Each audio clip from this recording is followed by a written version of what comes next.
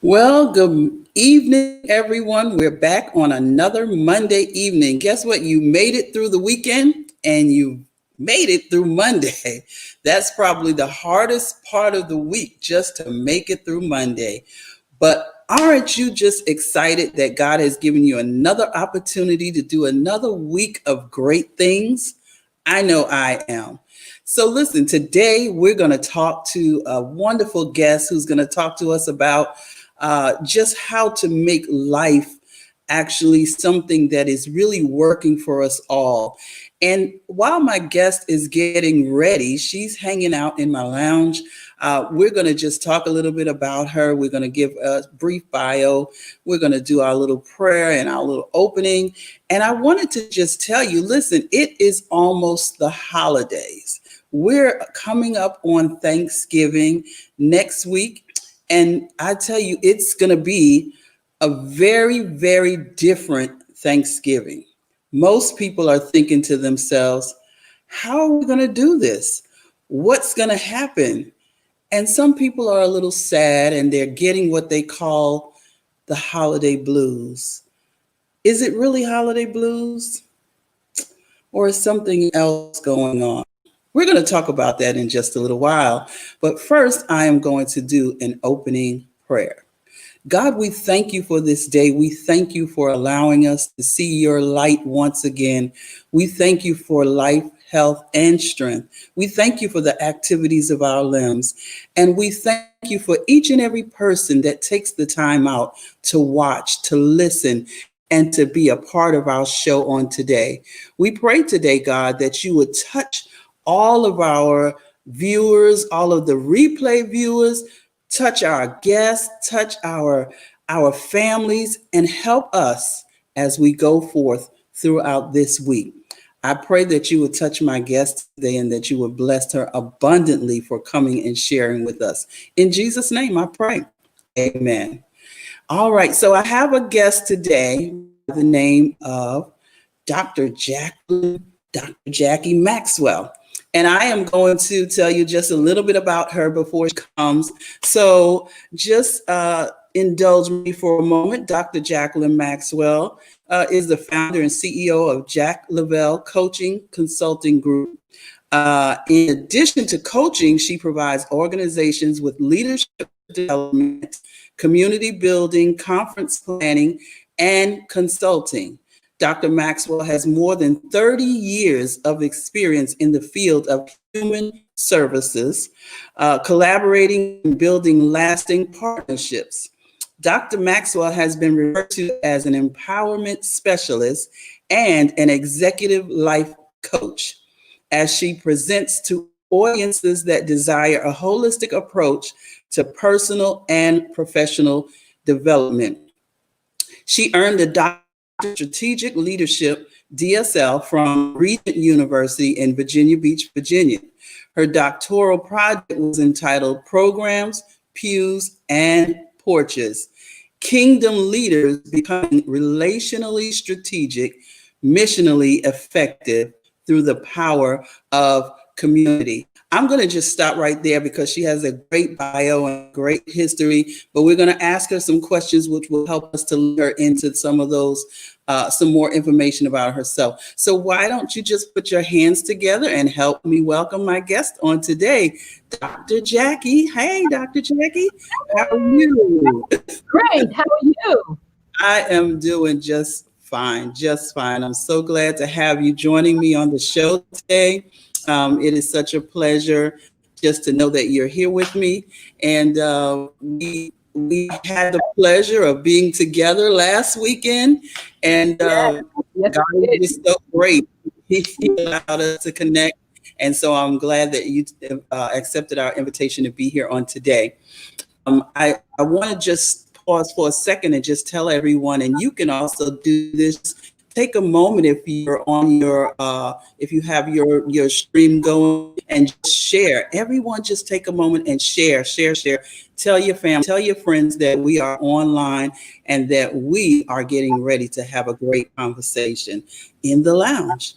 All right, so Dr. Jacqui, tell us what inspired you to formulate the JacLovelle Coaching and Consulting Group.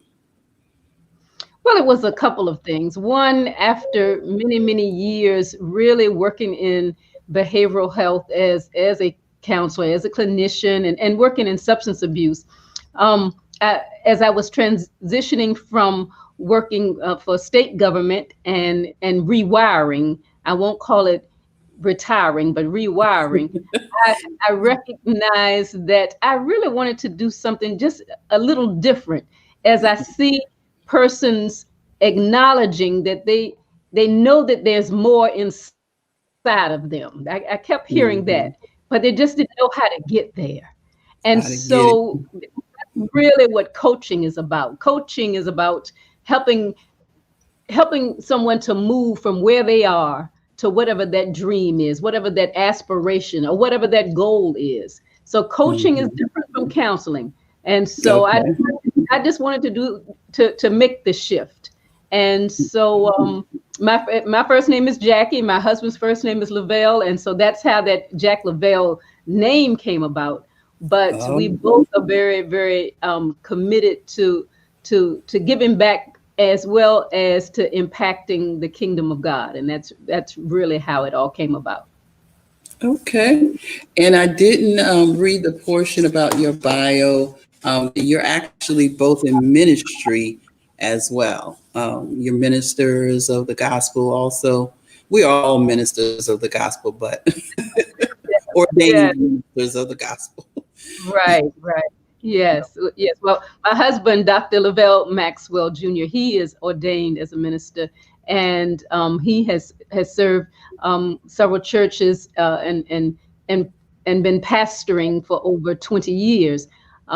My area of ministry has been through various aspects of ministry, such as in leadership, especially with women, Mhm. women's leadership.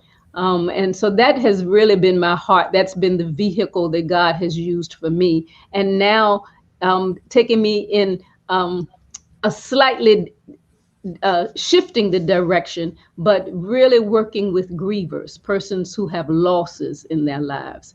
But yes, we are under the leadership, under the covering of Mount Gilead Full Gospel International Ministries, where Mhm. Bishop Daniel Robertson and co-pastor Elena Robertson Oh, are the okay. pastors. Yes. Awesome. Awesome. Yeah, I work with a few of your church members. But let's define leadership first. Um, Mm. how do you define leadership, and what impact does leadership development have on our nation and our churches today? Excellent question. Well, first of all, leadership is about influence. It really is about influence, and but also in order to have effective leadership, there has to be effective followers. So Okay. I do a lot of work around not just being, are you a good leader, but are you a good follower? So really what we're talking about is how to enhance, especially in this day and time um, throughout the pandemic, throughout everything that's going on. But leaders is not just about a title, because if you're a parent, you're a leader. If you're a grandparent, you lead.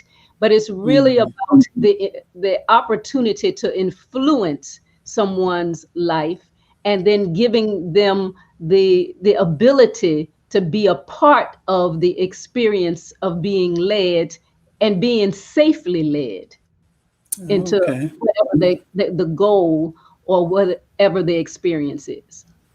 That's a good definition. Wow. I love that. So how do you feel that leadership or what impact does leadership development have on even our churches and our nation today, Well, especially in like the time we're in right now, where churches are not going in the building and things like that. and I'm glad you bring that up. I think that's excellent.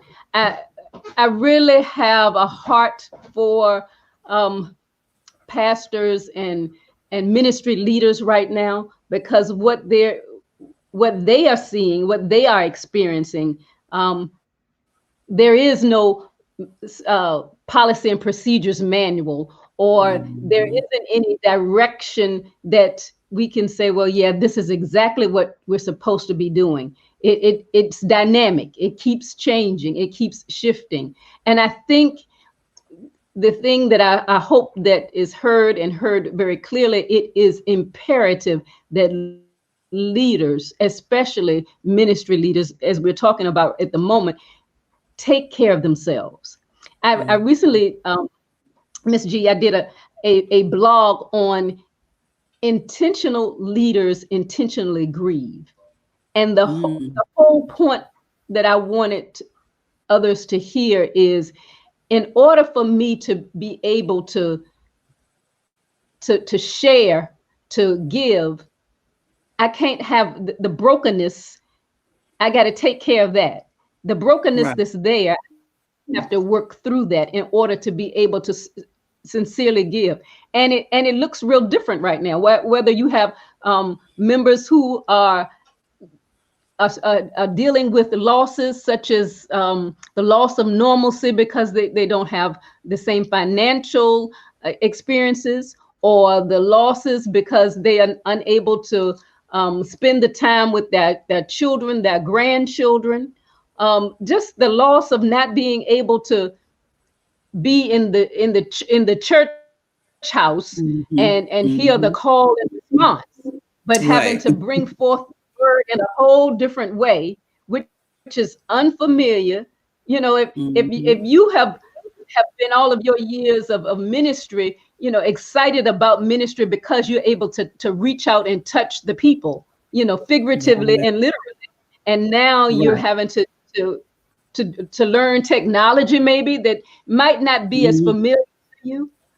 So Right. I'm Right. real aware that right now is imperative, is essential, that and that's some of the work actually that I do. Uh, my husband and I were just talking, and we're putting packages together and in order to assist, even from an experiential place, but to support and assist pastors and ministry leaders and leaders, just whether it's in ministry or Right. not, with being more effective, having Mhm. a place, a safe place of Mhm. support, and a Right. safe place in order to share with one another, what is working, what can work, what is possible, you know, what does the word say about grief and loss, and is it all Mhm. right for me to grieve, or am I supposed to just keep this going? And Right. so, mhm. So that brings us into my next question. We're going to talk about grief a little bit because as we are we the nation is dealing with a lot at this time, but even so, a lot of people are dealing with grief in and we're getting into the holiday season. And I've been a nurse for 30 years, and I can tell you that during the holiday season, most of our, or not most, but a lot of deaths and Mhm. losses occur during the holiday season, or people are reminded of a lot of things they've lost during the holiday season. So tell us, in your words, or what you want to share with us about grief. What is grief, and how can it be identified in an individual? So grief is the normal and natural experiences that we have concerning losses of any kind, not just about death. Often we'll hear the word grief and we immediately think about someone who has died, Hmm. someone who has passed away. That is grief. But any loss that has been experienced, grieving is normal. Grieving is natural. And it's really interesting if you think about it. We are taught, even as children, how and why we should acquire things, such Hmm. as get a good education, or Hmm. you really want to save money so you can have a nice home, or Mm. whatever. We're taught how to acquire things, really be smart, and whatever the case might be. Right. Relationships, we're taught how to acquire relationships. But if you think about it, there's no curriculum, there's no academic experience on. So what do you do when you lose those things that you acquire? Mm-hmm. And that's really what we're talking about. And that's grief is even the conflicting feelings that you might have, because there's a loss in a familiar pattern of behavior. And I say conflicting feelings because it might be something as, say, for instance, your child has grown up and getting ready to go to college, and you are excited, and you're getting, you're helping them pack, and you're buying bedspreads, and you're doing all kinds of things. However, there's still a sense of sadness that, this is my baby. Right. This is my, that's grief. Or it might be, you can even, the child that goes off to kindergarten or off to first grade, it's like, I don't have a baby anymore. You often hear that kind of language. And so all of that is grief. And we see that especially these past 9 months. And that's really why, MsG, I have really propelled and pushed and did a deep dive, so to speak, in this whole loss and grief. Because when I listened to the television, especially back in March, and as I listened to news reports, as I listened to people tell stories about what was happening in their lives, not knowing what to do, not knowing who they could speak with, not knowing how they were going to pay bills, not knowing how their children were going to eat, not knowing if there was going to be a job to go back to, Right. not knowing whether they should buy additional toiletries at the stores and stack them up, or should they go to the bank and take their monies out of the bank? Just one thing after another. And each time I said, and that's grief. Yeah. And that's because it was a change in familiar patterns of behavior. Yeah. So can fear bring on grief? Well, probably fear would, I guess maybe a different way of looking at it is fear. When we fear fearing the unknown. It's like, I don't know what's going to happen. Right. If there's a loss in the midst of that fear, if there's a loss and now you're afraid of, am I going to lose something else? Well, grief is fear, is about the loss. Okay. Now, there can be fear that's brought into the conversation, but grieving is really about, or I'll say it this way: unresolved grief is when we are saying, I wish there had been better or more of something. I wish that there had been something different that I could have done, something better that I could have said, or something more that I could have experienced in whatever that relationship you had with, that was, whether it was a person or whether it was with an animal. That's real. Pets pass away or are killed, or have to put to sleep, or So what about when you are, let's say if I'm living in the home with my family, and how can I identify? I know you said it's a loss, but how can I just look at a person who's not verbalizing what they're dealing with and identify that they are dealing with grief, and help to get them some help for it? how to approach a person even after identifying it. Right. And I think the key there is, as you said, if you suspect that there is something going on, to get them to talk about it. That's really the key, is to talk about what's going on, and to not isolate. And these are really important, especially during this holiday season. We talk about social distancing. I prefer using the vernacular of physical distancing, because socially distancing promotes isolation. So we even if it's Zoom, like what we're doing now, there needs to be that engaging, that interaction, and listening. That's key too. Listening to what's being said, listening to what's not being said. It might be something as simple. A child might say, "You know what? Grandma used to love to make sure we got some of her sweet potato pie. I sure love that sweet potato pie." And you hear it over and over. And especially with children, you might not get the conversation you will with an adult. It might come differently. It might come in little spurts. I might be sitting in the back seat and it's like, I don't want to go over to grandma's, and keep unpacking that. Oh, really? Oh, you love grandma. Why you don't want to go over to grandma's?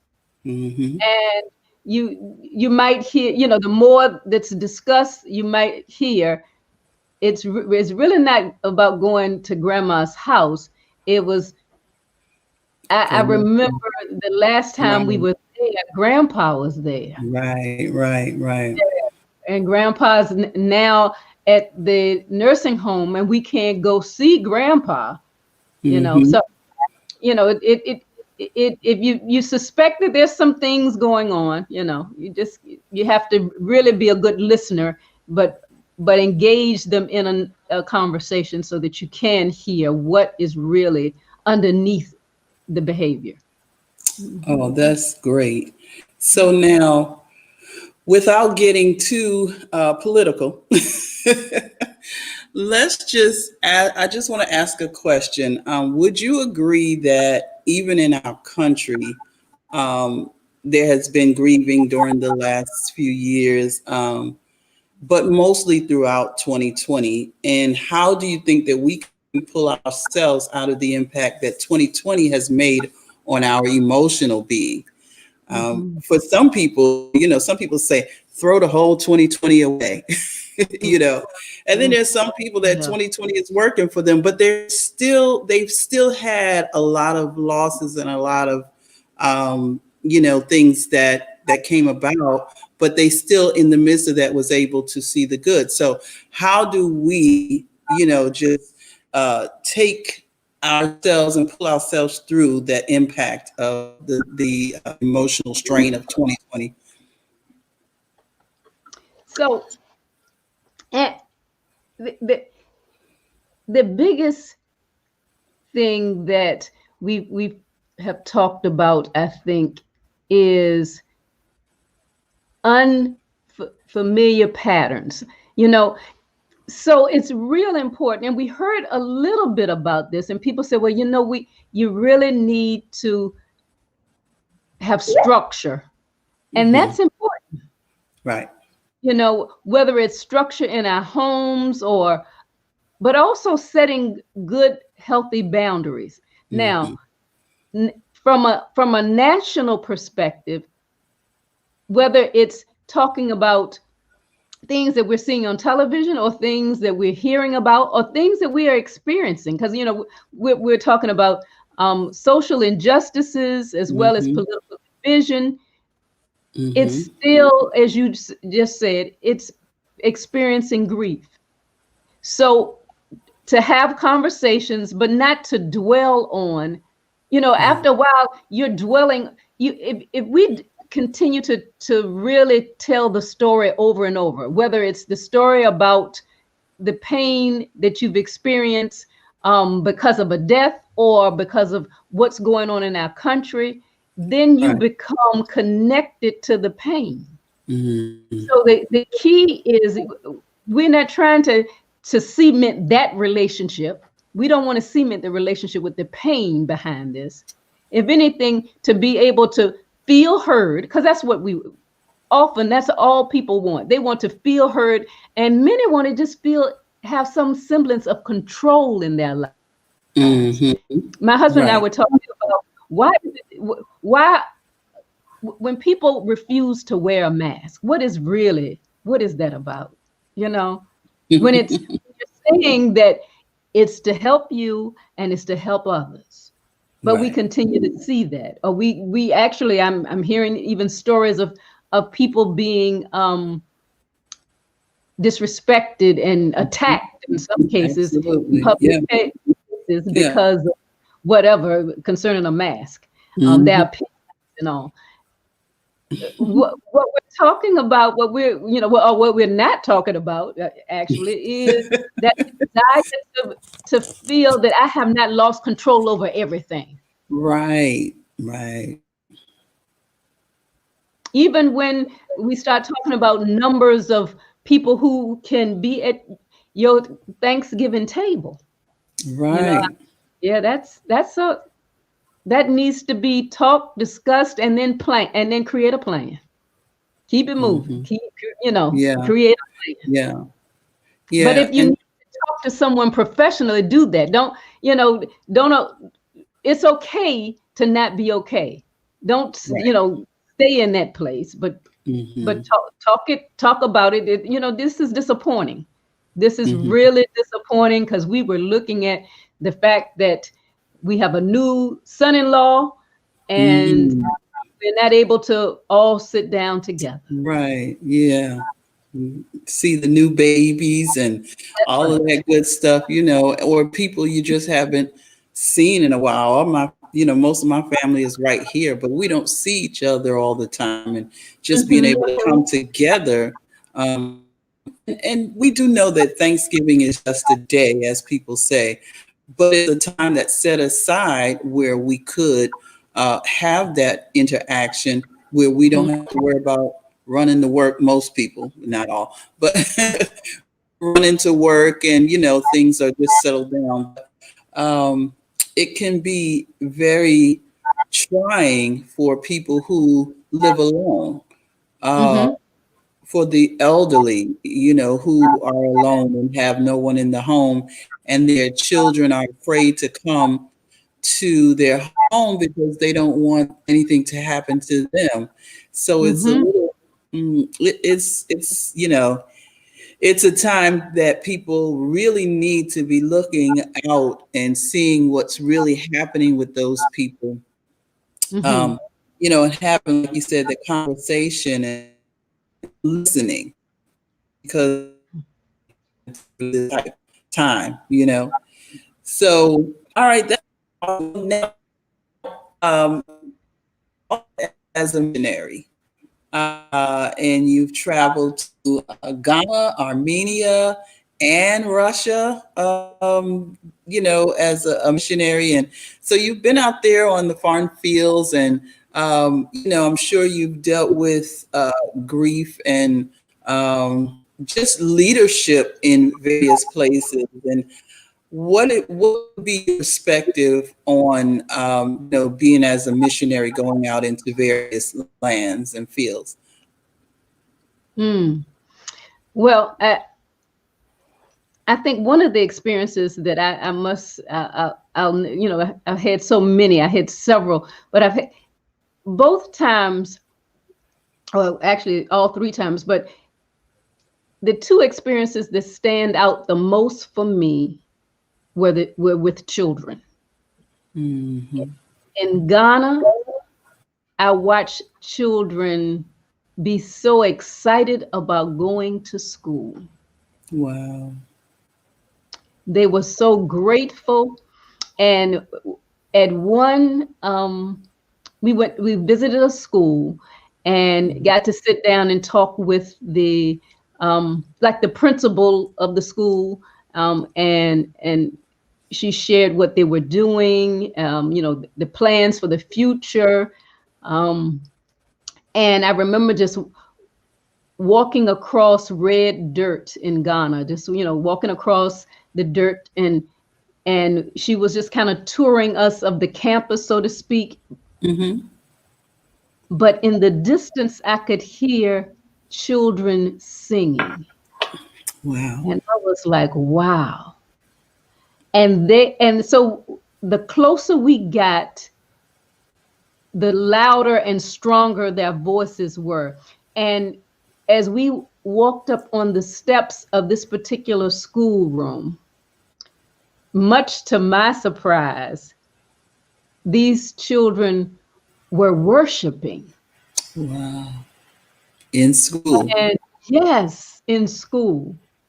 And so Mm-hmm. that was one image that I'll never forget. I mean, some of them had their hands lifted, and then some of them were on the floor praising, Wow. worshiping God, and with little or nothing. I mean, they all now Mm-hmm. they were wearing uniforms, so that was powerful to me, because I saw and felt that unification.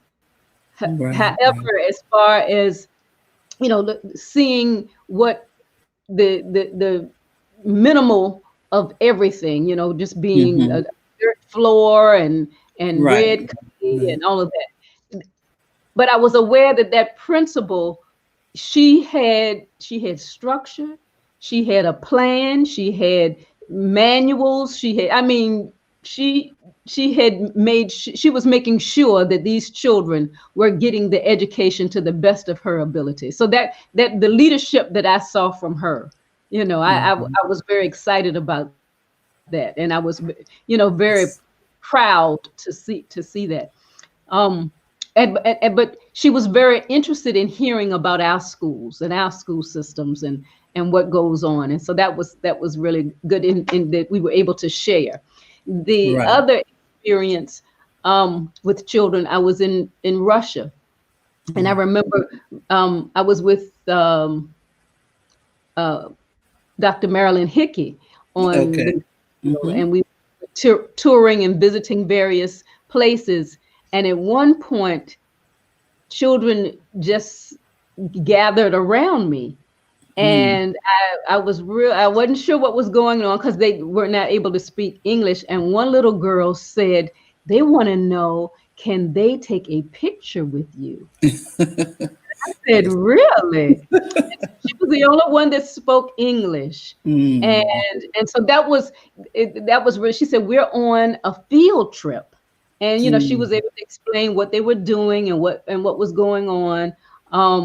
And so that was very eye-opening. That was enlightening. And I asked her, I said, now, do they know about Jesus? Do they know about Jesus Mm. Christ? And so she said, yes, we do. And so that was, again, children, seeing children and Right. hearing children worshiping and being so proud and um, honoring, I guess is the Yeah. word, Okay. honoring that opportunity to get education, as well as hearing more about what other people, other countries are Yeah. education. So Wow, that was, that's awesome. Yeah. yeah.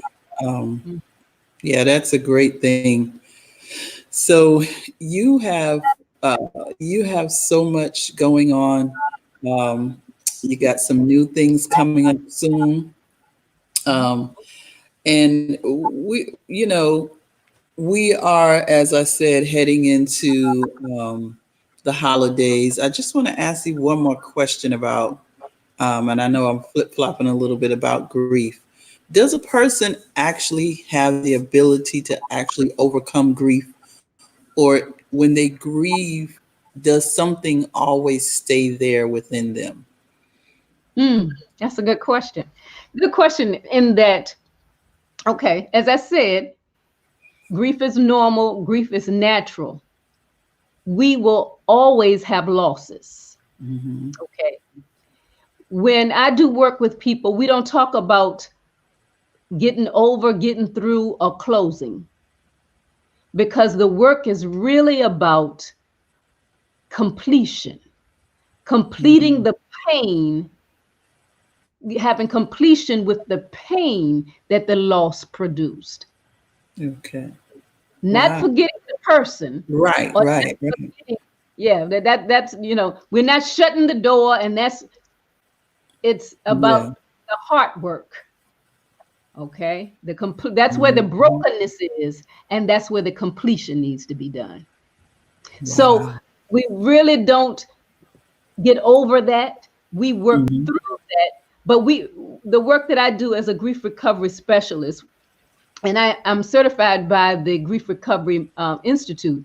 What the work that we do and that I've done on myself, I haven't said that, and I think that's really important. But the work that I did Mhm. had to do with the brokenness that I experienced because of the missing of the losses of my relationship with my dad, that father-daughter relationship. Right. And I did Yeah. not see that as a child. I didn't know that. But as Mhm. time went on and as years went on, and as I looked back, and then I started doing some work on losses, I realized that was where a lot of incompleteness was. And Yeah. the incompleteness was, I wish I had more, better, greater, different, Mhm. whether it's time we could have spent together, Right. or Yeah. uh, places we could have gone, or Right. him being at my debutante ball, or Mhm. that's where that Yeah. incompleteness. So the work was done on the incompleteness. Mhm. Okay, so that's what we do, and that's what that's all about.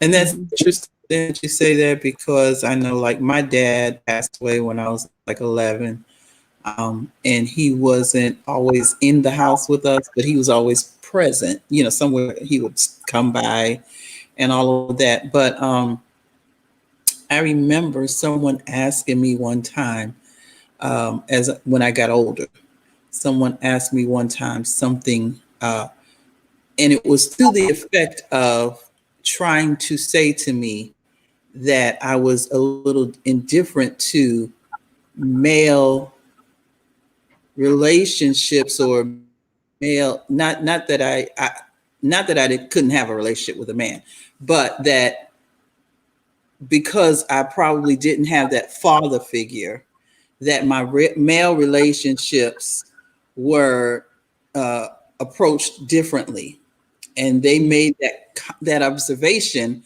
and I had to think about it one day, and more like I guess I'm trying to put it the right way and not say it so people take it the wrong way, but like I grew up around a lot of strong women, Hmm. and so having a male come and try to tell me something, you know, Hmm. was, difficult for me, because most of the men that I knew, except for I mean, I had my grandfather, I had my uncles, but, in my direct life, I never had that father standing there telling me certain things. And so when they made a observation to me, it just made me think about it. I didn't agree totally with it, but I understood what they was trying to say. And so I Hmm. became, I guess, a little guarded with males that were dominating or something like that. You know what I'm saying? Not that I had any other issues with males, but just the dominance of males was something that I had to work through. Hmm. Hmm. Because and then I thought about it, and I hadn't really tackled the relationship with my father, Hmm. you know. And so when he passed away, it was like, you know. So I do understand what you're saying. So we're just about out of time. We're actually a little over our time. And I tell you, I really enjoyed listening to you and chatting with you. Um, you are a published author. Tell us about some of the literary works that you have, and if they're available, where can they be obtained? But definitely reach out to me at my website, JacLovelle.com, and you can see more and read more. I've published several articles, literary articles, as well as done quite a few blogs. And that seems to right now be really taking off. Oh, And then yeah. in the near future, in the very Yeah. near future, there will Okay. be a book. There will Yeah. be a book. And so that's oh yeah, that's on its way. You know, when you realize you've already written it, you know, Yeah. it's like, so, but it's yes, it is closer than ever before. So yeah, please stay tuned for that. But as far as various um, the articles that I've written, I'll be very happy to share that, and I have opportunities to see more about my resources on my website. Yes. Awesome. And so, what services do you actually offer besides grief recovery? Because when I looked at your website, it's pretty detailed, but I want the audience to hear it so that they will know you're somebody worth following for real. Excellent. Well, thank you. Thank you so much for saying that. So, so Matters of the Heart, that is the grief recovery component of JacLovelle Coaching and Consultant. And I'll do the grief recovery method one-on-one. That's the online 8-week, that's one-to-one sessions.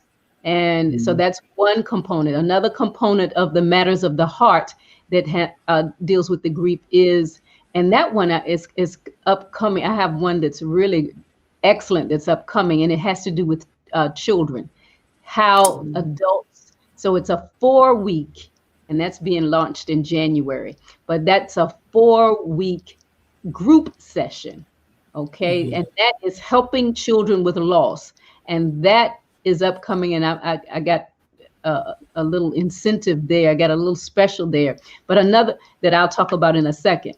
But another package that I'm offering is called Broken Crayons Still Create Masterpieces. And that's really looking at rising strong after brokenness. And we'll do some of the work and readings of Brene Brown and her Rising Strong book, but we look at self-image and identity and courage and vulnerability. And so that's a 4-week course. Something else that I'm offering is called Cultivating Seeds of Greatness. And that's specific to leaders, as we've talked about tonight. It's real important to have strong leadership, but enhancing our leadership skills and making them relevant for today. It's okay to lead well, but if it's not relevant, you're not leading well. And so that's this Cultivating Seeds of Greatness. That's another offering. And then you reference my doctoral dissertation program, Pews and Porches. Well, that's about creating a community of kingdom leaders, and that aligns with ministry leaders and pastors, and it's an experiential masterclass. So those are just a few areas that that I'm doing, that I have been doing some work in, and that people have been reaching out, especially during these times, to get more information. So it's exciting times. It's exciting times. I see a lot of people excited about possibilities and excited about where they're going in the future, and also leaving with new tools, and that's always important. Because this is a great time of preparation Yes. for what's to come. Because we're in the pandemic, we're inside now, but what are you going to do when you get outside? Right. What are you going to do when the doors swing open? Yes. And we're at a time where things, like you said, have changed. I know, like, even my office, they told us to clear out our desks and everything, and to take all your personal stuff out. Listen, I was happy about that. I brought everything home and I set up my office here. And even if they tell us to come back into the office, I don't have to take anything back there, because I am setting up a life right here in my house in the event that I don't go back to the office or something else happens. And so this is a great time of preparation for us, Mhm. and getting our leadership tools or just tools in general so that we can be prepared for what's to come when the doors swing open. That's right. That's Yeah, right. And being prepared and ready and equipped to walk through those doors with confidence, not with a lot of absolutely. uncertainty and brokenness and regrets, but walk Yes. through boldly. Yeah. Yes, yes, yes. Oh, I've Hmm. so enjoyed chatting with you, and it's been a wonderful, wonderful experience. Ladies and gentlemen, I would urge you to hit the share button and share this with your friends and your family, because we talked, if you're just joining us, with Dr. Jacqui, with Dr. Jacquelin Maxwell. She is the founder and CEO of JacLovelle Coaching and Consulting Group LLC, and she is also a certified advanced grief specialist. And she has poured into us just a smidget to get us just on the knowing of what we're looking at as we're watching our families and our friends, and being able to identify grief, and then even some little tips that she gave us. And so if you missed the beginning of the show, go back and watch it. Go back and watch the replay. And if you're watching the replay, just let me know that you were here and that you had an opportunity to watch the replay. I appreciate you. I appreciate you, Dr. Jack, for joining me. I appreciate all the information. Excellent. Matt, can I say one last thing? Because I want to share this. If someone desires to reach out to me, one, I will honor a complimentary coaching session. I call it my destiny session. So please reach out to me. However, if you complete a registration for the grief recovery method one-on-one online that I just talked about, if you do that by Tuesday the 17th, that's November the 17th, by midnight, by 11:59, 20% off. Mhm. Also, you will receive a free ebook. Okay, so I want Okay. you to take advantage of that. And then lastly, I mentioned a little while ago about the Helping Children with Loss. That's Right. launching in January. Only 8 members now. That's a group, but it's only I will only be able to accommodate 8 people. And Please. that's adult, right? Yes, the adults. This is for adults, adults, and it's anyone that is connected with children in any way. So it can be parents, grandparents, foster care workers, nurses, pediatric nurses, um, anyone, persons working in the juvenile justice system. But Mhm. anyone who is working with children, teachers, professors, if you reach out and sign up now, I will ensure that you are part of that class. And then also you'll have access to my new membership group that's coming up in 2021. So I'm Awesome. making plans for 2021 because That's right. I know it's, yeah, as you just said, we're going to walk boldly through those doors. So, Through but I those thank you doors. so much for this You're opportunity. welcome. You're This welcome. has been fabulous. Yes. Awesome. And tell them that you heard it on Miss G's Ladies Lounge. So you That's can get right. that 20% off That's right. and That's exactly get right. those benefits. Yeah, yeah, yeah. Well, I really appreciate you once again, and it was a pleasure chatting with you this weekend, last week. It was a pleasure being in your presence. And so we look forward to hearing more from you soon, real, real soon. All right. And thank you so much. And happy Thanksgiving in advance. Happy Thanksgiving. I know We you'll be walking some individuals through the holidays, and I pray that God will strengthen you for the tasks ahead. thank All you so right. much. You're welcome. You have a wonderful evening. Thank you.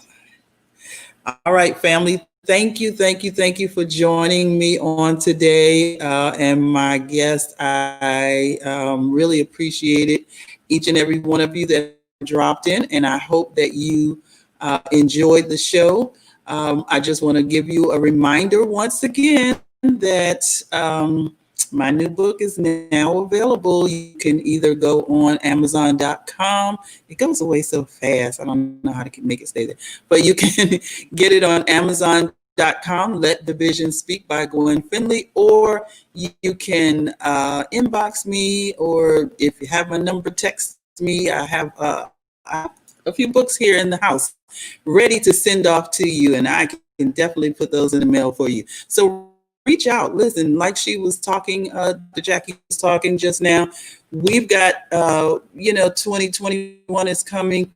Don't let 2021 come and you have not prepared yourself to get your vision out there before the world. So meet me back here on next Monday. I've got a phenomenal guest coming. I think it may be a family, but make sure that you're back here on next week. It is Thanksgiving time, it's family time, and we're going to do some great chatting with a great family. All right, I love you all, and you have a wonderful, wonderful evening. And remember, God loves you, and so do I.